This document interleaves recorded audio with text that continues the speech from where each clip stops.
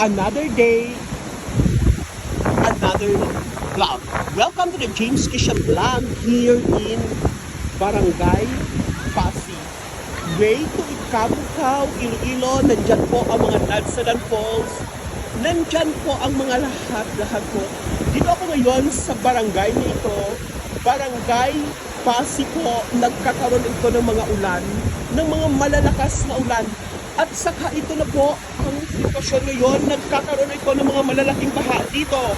Yes, mga ka-idol, tingnan nyo talaga ang baha. Napakalaki, super laki talaga.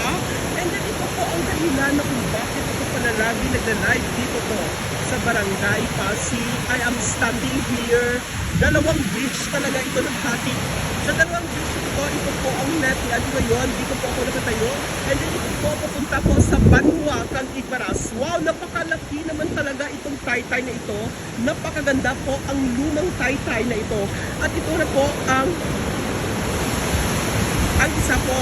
Wow, mga ka-idol, tingnan nyo talaga, napakalaki ang baka dito. At ito po ang second bridge. Dalawang kulay po ito na parang hinahati. Ito po ay papunta sa, ewan ko pa kung saan punta yan. At ito po ay yung nasa ibaba nito, mga ka-idol, medyo umulan na. Yes, tingnan mo sa screen, umulan na yata. Ay tinatawag nila Nadsadan Falls sa ibaba ng screen na yan. And then ito po ang mga baha, napakalaking baha ngayon. Dito po sa Barangay Pasig, Ibaras, Iloilo, mga ka-idol. Tingnan mo ito po, yes.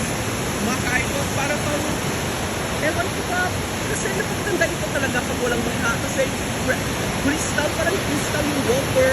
At ito na po ang dahilan dahil ito sa Bagyo, nagkakaroon po ng brown water ngayon po. Update po ito mga ka-idol sa Bagyo. Tingnan mo ang tubig, parang dirty, parang Milo na kulay itim na parang brown mga ka-idol. Wow! Naku, dahil po sa mga natural calamity ngayon, nagiging ganito na ang sitwasyon natin po. Yes, napakaganda talaga itong view na ito. Parang umuulan na yata, mababasa na ang iPhone ko. And then ito po, yes, mga ka-idol, tingnan mo, parang malakas na ang mga hangin ngayon. Mga ka-idol, malakas na ang hangin. Ngayon, dito po sa Barangay Pasig, Ibaras, Iloilo. Yes.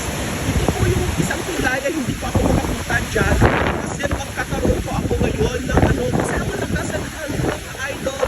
Parang papalit talaga ako. Yes, papalit talaga ako ngayon. Then mga ka-idol, tingnan mo ang baha. Super laki at ang tulay na yun. Ay nabibigay po ito ay nalaman dito sa bayan. May mga motorcycle na dahil sa bayan. Ito po siya. Nakapunta naman ito sa barangay. Ito, wow, nag-wait po sa akin ito sa barangay.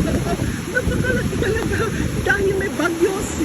Ay, nako, don't forget to share this live mga ka-idol.